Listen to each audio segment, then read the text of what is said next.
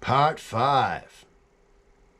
So yeah, you're coming on to Helios Station at the beginning of the pre-sequel after Jack hired you. And he hired what? An assassin bot Claptrap, probably a later reason to make sure that the one that he knew that was on Pandora was on Helios Station once he seized power and deleted the Claptrap line. A gunslinger, a Pandoran gunslinger who is known for killing bandits. Yeah, Nisha's badass, but no, she's already famous, Pandoran famous for shooting bandits. So yeah, good at killing. Bring her along. Wilhelm, this cybernetic mercenary. Not Pandoran that I know of, but cybernetic mercenary. Yeah, this guy's this guy's down for some killing. Most likely Wilhelm looking for vault hunting and looking for tech for his fucking cybernetic enhancements. And his own little doppelganger, his own little insurance policy, his own little guy that he has said always have a backup plan. So like I was saying in the one before this, that this is going to be a corporate takeover if it hadn't been fucked up by those goddamn assholes from the Lost Legion, who are Iridian alien influenced humans that are guarding the vault. They don't want Jack to open the vault. They don't want Jack to open the vault on Elpis specifically. Why? Because the vault on Elpis obviously is the key to understanding the rest of the vaults and the vault system. Why else would Iridians personally not only send their Chogi boys or their soldiers, but themselves? When you played through the end, you fought through actual Iridian aliens trying to keep you from getting to that vault to just, the little vault symbol. And so, had to be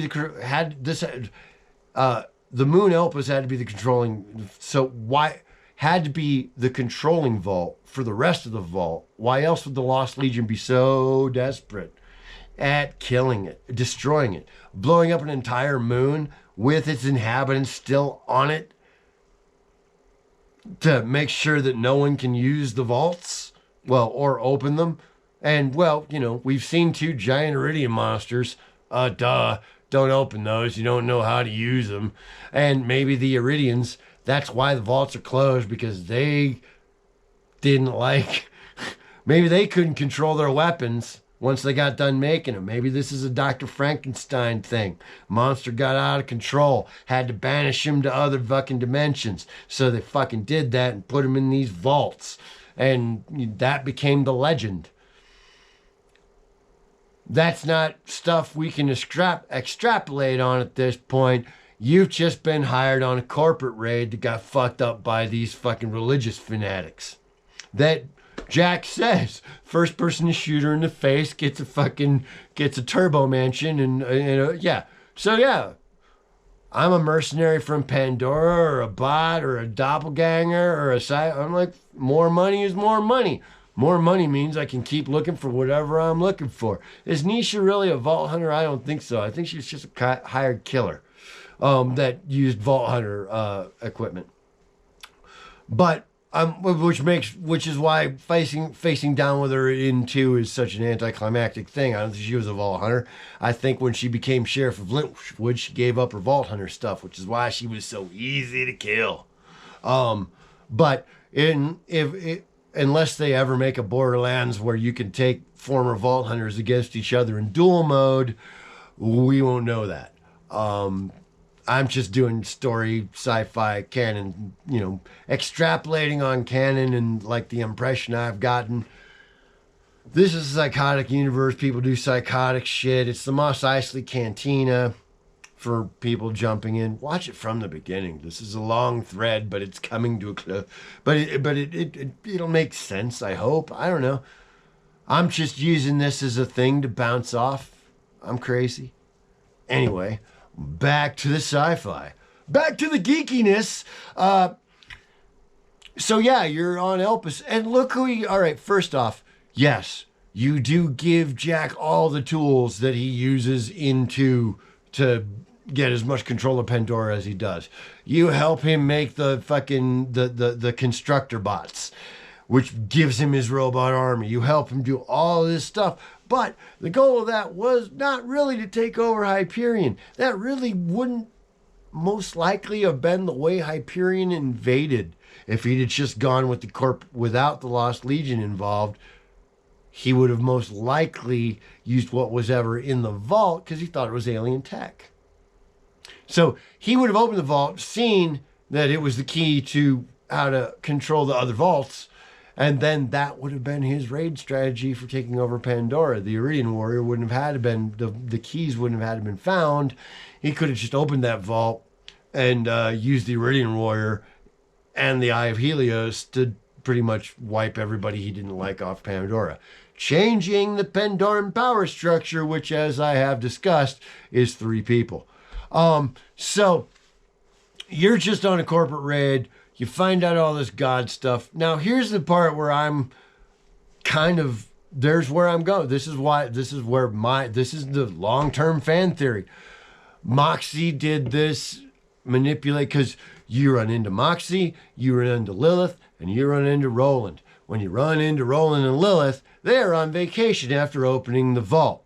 Possibly after all the NDLC, killing General Knox, all of that stuff. So yeah, rightfully. Why are they on Elpis? Same reason as Moxie probably is. They probably, after all the Underdome and all that crap, went, Moxie's kind of going, I got a bar on Elpis. We'll go up to the moon. You guys can just hang out there. You won't be reminded of anything you just saw over this last thing. You can drink at the bar for free. So that's why they were there. Moxie was there probably also the same kind of reasons, letting the area cool down before she goes back.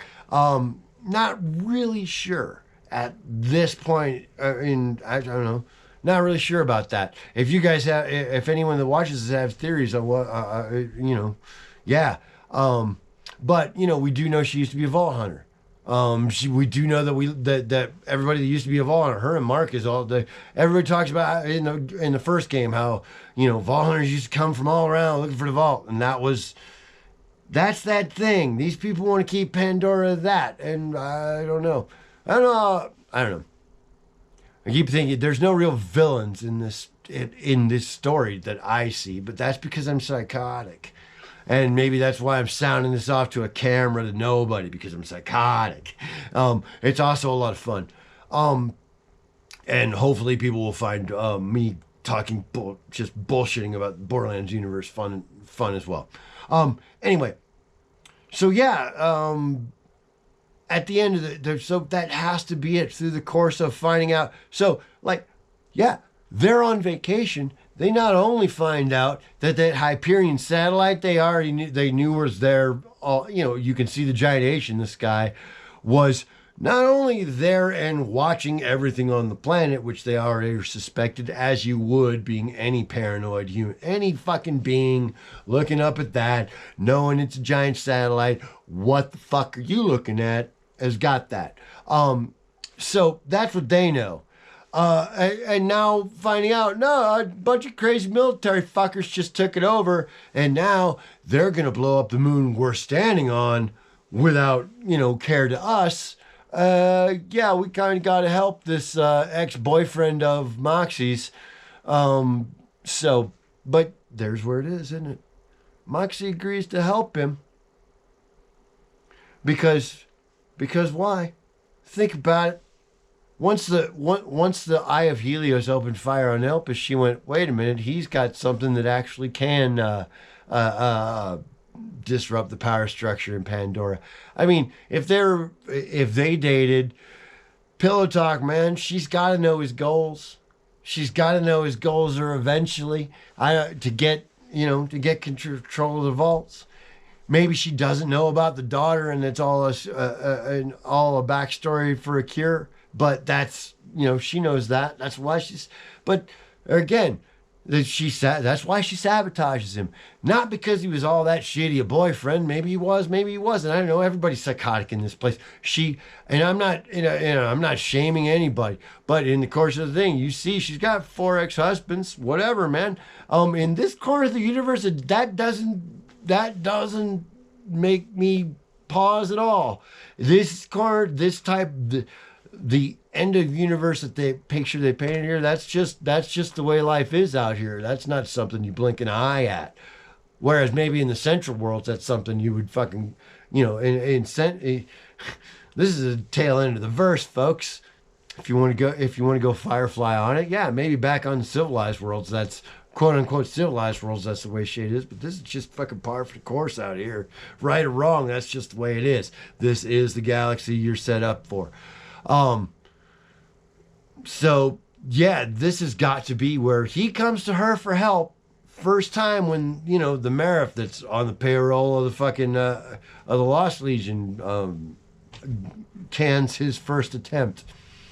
This has got to be where she was like, yeah, I gotta hamstring this guy, or everything I have is fucking and you look in the after that in the backstory, they talk about it in revenge for everything that happens on Elpis and trying to kill or get revenge on Moxie. He destroys the Underdome, which was her primary financial means.